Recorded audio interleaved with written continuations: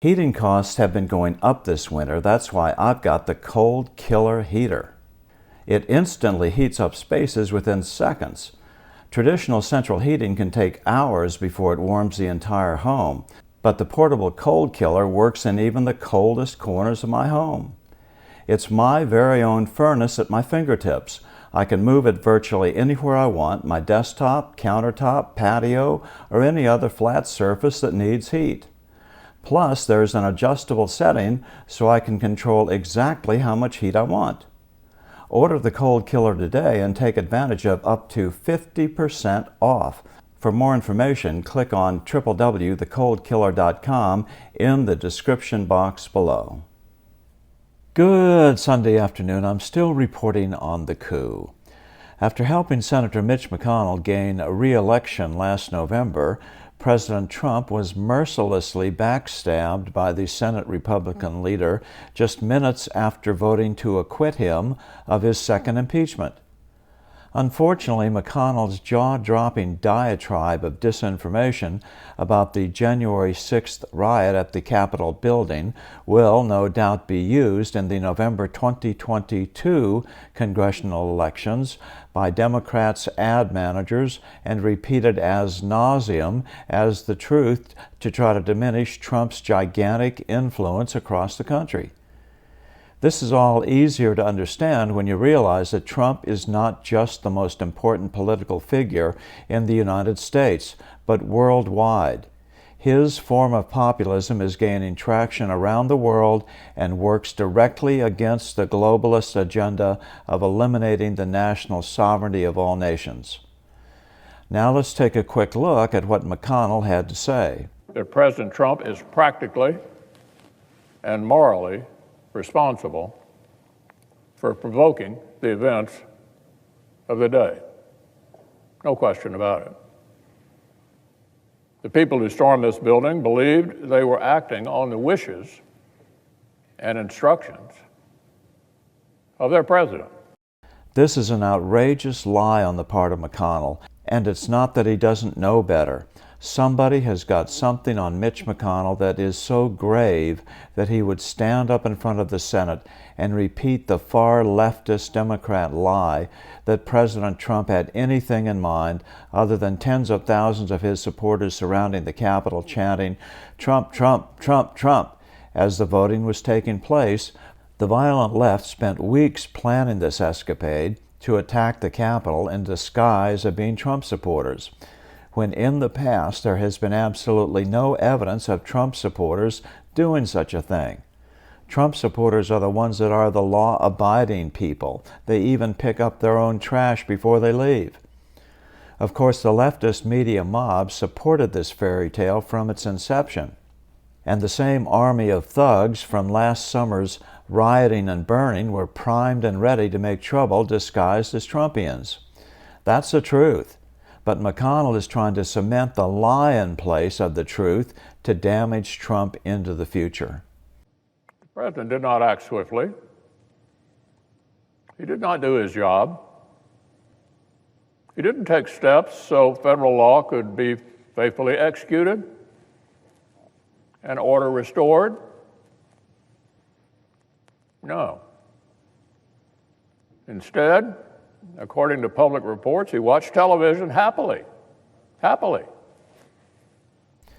This is such a wanton perversion of the truth, but the average person has no idea whose responsibility it is to secure the United States Capitol. So the top Senate Republican can say anything he wants to say, and most people would surmise that he knows what he's talking about. And he does. He just chose to lie about it. The security of the White House is the job of the United States Secret Service. The security of the Capitol is the job of the Capitol Police, who work under the direction of the Sergeant at Arms of the Senate and the Sergeant at Arms of the House of Representatives. The Sergeant at Arms on the House side resigned in the wake of the riot. Mitch McConnell himself fired the Senate Sergeant at Arms, Michael Stenger, one day after the rioters breached the building.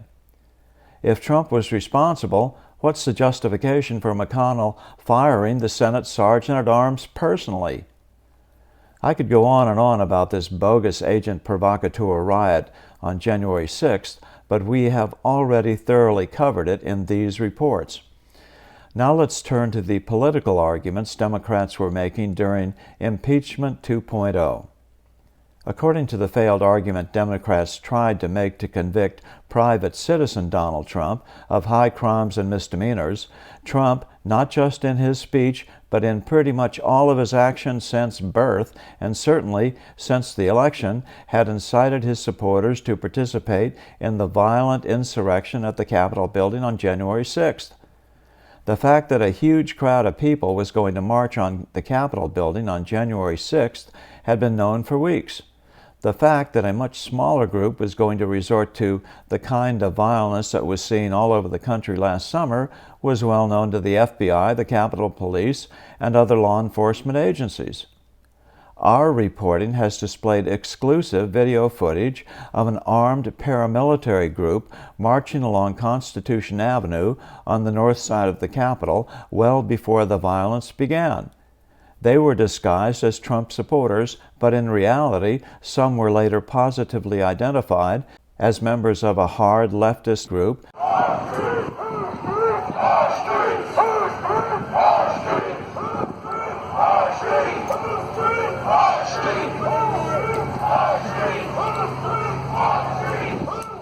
In other words, it was not a spontaneous attack, and even the House managers stopped claiming it was.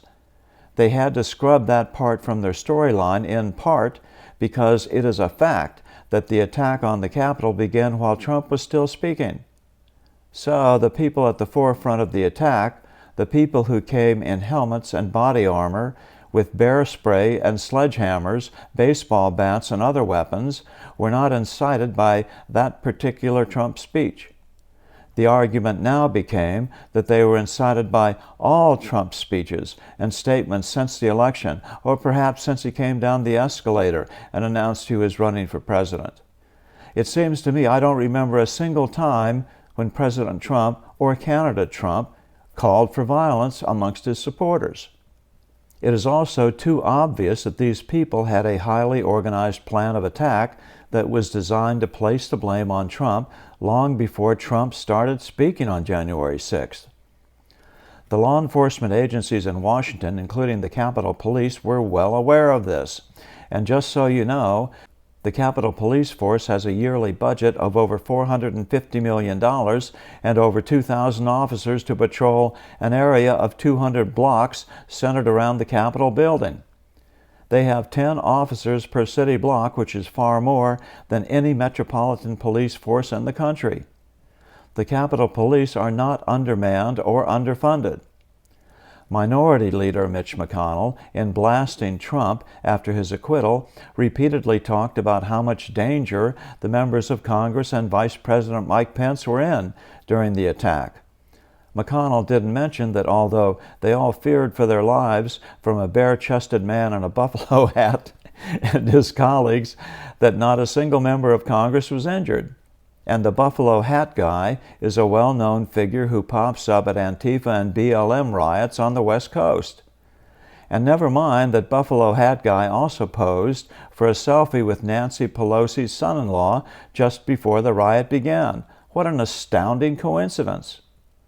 But the question somebody should ask McConnell, who at the time of the attack was Senate Majority Leader, is why he didn't order the Capitol Police to be prepared for an attack. The Capitol Police work for Congress. In fact, we have shown video evidence of the Capitol Police opening the floodgates to the real Trump supporters who came later on, even waving them in.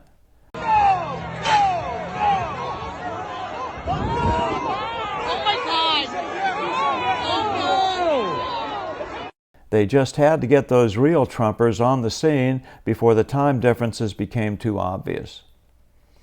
Didn't McConnell, as Majority Leader, have a responsibility to make certain that the Senate could hold its hearing on the presidential election without interruption? Isn't that one of the jobs of the leadership of Congress? If not, why do they have a 2,000-member police force to protect them, costing an average of $225,000 per officer per year? Well, perhaps nearly $500 million is not enough money to protect the Capitol building from a bunch of crazy leftists with homemade weapons. It looks like the Capitol Police can't afford barricades, so they had to use bike racks, and they can't afford riot gear like regular police departments. Nearly $500 million a year is evidently not enough to equip officers with helmets and shields or even a public address system to give orders to the crowd. Nobody should try to disrupt the Senate, but if the leadership of Congress doesn't even do the minimum when they know they are going to be attacked by a crazy mob, doesn't the leadership of Congress bear some responsibility?